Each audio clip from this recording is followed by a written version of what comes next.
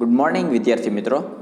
આજે આપણે standard 8 unit 3 એનો પાર્ટ 1 સ્વાધ્યાય પોથીમાંથી જોવાના છીએ. આ પાર્ટ સૌથી પહેલાં આપણે જે પાઠ્યપુસ્તકમાં હતો એ જોઈ ગયા છીએ. તમે એ ન જોયો હોય તો સૌથી પહેલાં એ જોઈ લેજો, જેથી કરીને તમને આના પેરેગ્રાફ છે એ તરત સમજાઈ જાય. હવે આપણે એના પ્રશ્ન જવાબ અને MCQ જોઈશું. તો ચાલો આપણે જોઈએ. તો જુઓ, અહીંયા આપણને પહેલો પેરેગ્રાફ આપેલો છે. એમાં પહેલો પ્રશ્ન છે, which tree leaves are glossy? કયા ઝાડના પાંદડા ગ્લોસી એટલે ચમકતા હોય છે? તો આપણે જાણી ગયા પાઠમાં, the leaves of the banana plants are glossy.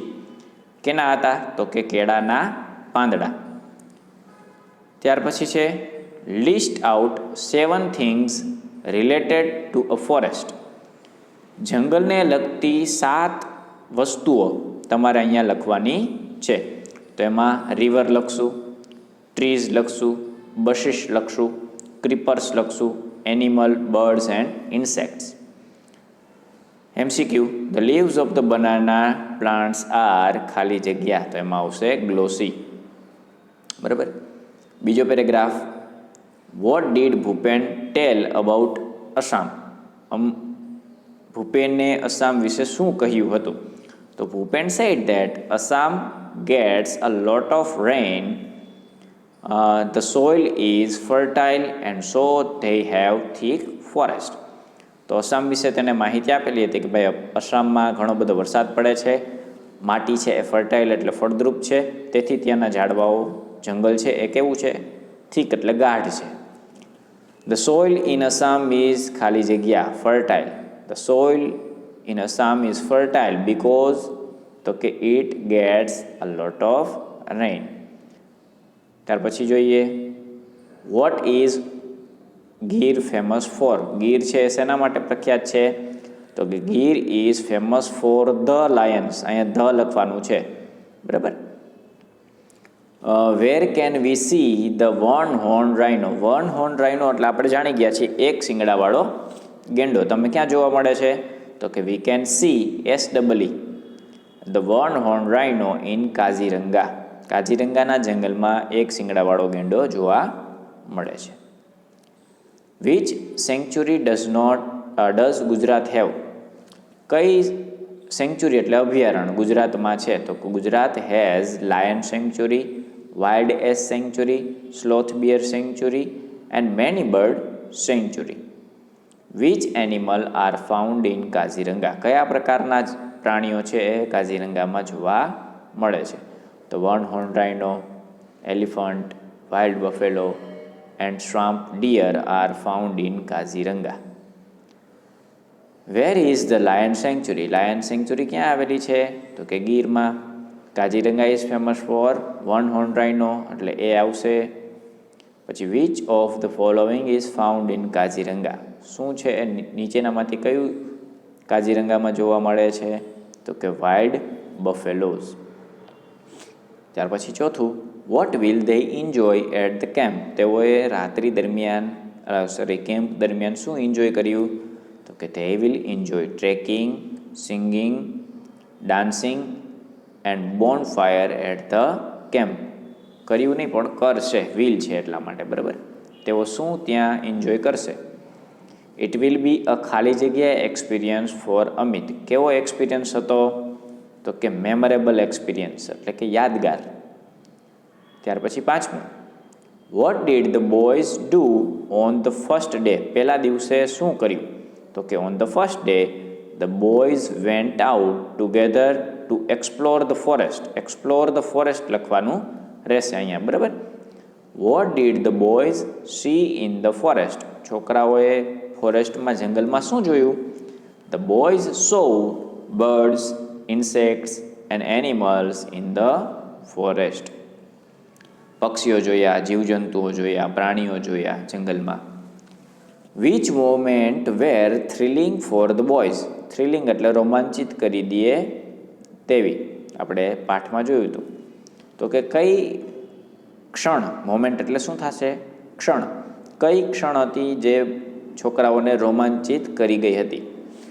તો કે the boys lost their way in the forest during the night and there were thrilling moment for them. તો કે રાત્રિ દરમિયાન છોકરાઓ છે એ રસ્તો ભૂલી ગયા હતા. આ ઘટના છે એના માટે યાદગાર હતી, રોમાંચિત કરી દે તેવી હતી. Which word in the passage means to walk around. Walk around એટલે આજુબાજુ ચાલવું. તો શું થશે? એક્સપ્લોર. એક્સપ્લોર એટલે પણ ફરવું, રખડવું, ભટકવું એના જેવું થાય. When they lost their way it was ખાલી જગ્યા. જ્યારે છોકરાઓ તેનો રસ્તો ભૂલી ગયા હતા ત્યારે તેને શું એવું અનુભવ્યું? તો કે થ્રિલિંગ. પછી જોઈએ next. Which river is mention in the lesson. આ પાઠમાં આપણને કઈ નદીનું નામ જોવા મળે છે? તો કે the Brahmaputra river is mention in the lesson. Brahmaputra નદીનું નામ જોવા મળે છે. Amit was excited because. Amit excited હતો કારણ કે, તો he heard the trump of elephant. તો અમિત એક્સાઇટેડ હતો કારણ કે તેને હાથીના અવાજ સંભળાતા હતા. Vote could the boys hear. તો છોકરાઓએ શું સાંભળ્યું? The boys food here the cries of animal all around them. Cries of animal એટલે પ્રાણીઓના ચારે બાજુ અવાજો સંભળાતા હતા. Which word in the passage means far of. Far of એટલે દૂર નીકળી જવું. તો કે લોંગ વે ઓફ એનો અર્થ બીજો થશે. What did the boys hear? તો cries of trumps of elephant. પછી 7મું જોઈએ. What did the boys do? છોકરાઓએ શું કર્યું? તો કે ધ બોયઝ વોકડ ક્વિકલી. ઝડપથી ચાલ્યા on the grass and hid behind a big tree. જ્યારે હાથી આવ્યો ત્યારે ઝડપથી તેઓ ઘાસ ઉપર દોડતા અને એક ઝાડ પાછળ સંતાઈ ગયા. Describe the elephant. આપણે જ્યારે પાઠ સમજતા હતા મેં ત્યારે તમને વાત કરેલી હતી કે હાથીનું વર્ણન કરો એવો એક પ્રશ્ન આવશે. તો આ રહ્યો તે. ડિસ્ક્રાઇબ એટલે વર્ણન કરવું. તો the elephant was big with white tusk, thick leg, big ears, small eyes and long trunk. White tusk એટલે સફેદ દાંત, થિક લેગ એટલે મોટા પગ, બિગ ઇયર્સ એટલે મોટા કાન, સ્મોલ આઈઝ એટલે નાનકડી આંખો અને બિગ ટ્રંક એટલે લાંબી, લોંગ ટ્રંક એટલે લાંબી સૂંઢ. એનિમલનો અર્થ થશે ક્રિએચર. 8મું એમાં જોઈએ. What did the elephant do when he heard the boys. જ્યારે તેને છોકરાનો અવાજ સંભળાયો ત્યારે હાથીએ શું કર્યું? તો કે when the elephant heard the boys he trumpeted loudly. તો કે જોર જોરથી હાથી પણ છે તે અવાજ કરવા લાગ્યો. Why was Bhupen worried. Bhupen શા માટે ચિંતામાં હતો? તો કે Bhupen was worried because the elephant was angry and it was just 30 feet અવે. ભૂપેન ચિંતામાં હતો કારણ કે હવે હાથી છે એક તો ગુસ્સામાં હતો અને એમનાથી માત્ર 30 feet અવે એટલે કે 30 ફૂટ દૂર હતો. whose sense of hearing was sharper. how do you know? Sense of hearing એટલે સાંભળવાની શક્તિ છે એ શાર્પર એટલે તીક્ષ્ણ હોય છે, તેજ હોય છે. અને તમને કેમ ખબર પડી? તો કે the elephant's sense of hearing was sharper because he heard the voice of the boys from far away. હાથીના સાંભળવાની શક્તિ છે એ બહુ તીક્ષ્ણ હોય છે, ધારદાર હોય છે, બરાબર, તેજ હોય છે. કારણ કે આપણને કેવી રીતે ખબર પડી? તો હી હર્ડ ધ વોઇસ, તેને ઓલા છોકરાઓનો દૂરથી અવાજ આવતો હતો તે પણ સાંભળી લીધો. The elephant trumpeted loudly because he heard the voice of Bhupen and Amit and smelled them. બરાબર, આ નથી લખવાનું. ત્યાર પછી why was Amit enjoying himself. Amit શા માટે એન્જોય કરતો હતો? તો Amit was enjoying himself because he had never seen a living elephant in his life. તેને પોતાના જીવનમાં ક્યારેય સાચો હાથી જોયો ન હતો. Which word in the passage means spoke softly. ધીમેથી બોલવું. તો વિસ્પર્ડ એટલે ધીમેથી બોલવું. ભૂપેન વોઝ ખાલી જગ્યા. ભૂપેનને ડર લાગતો હતો, અફ્રેઇડ. અમિત વોઝ, તો અમિત શું હતો? એન્જોઈંગ હિમસેલ્ફ, તે પોતાની રીતે જ આનંદ માણતો હતો.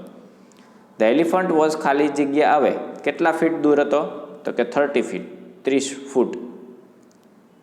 પછી which word is used for the sound made by the elephant?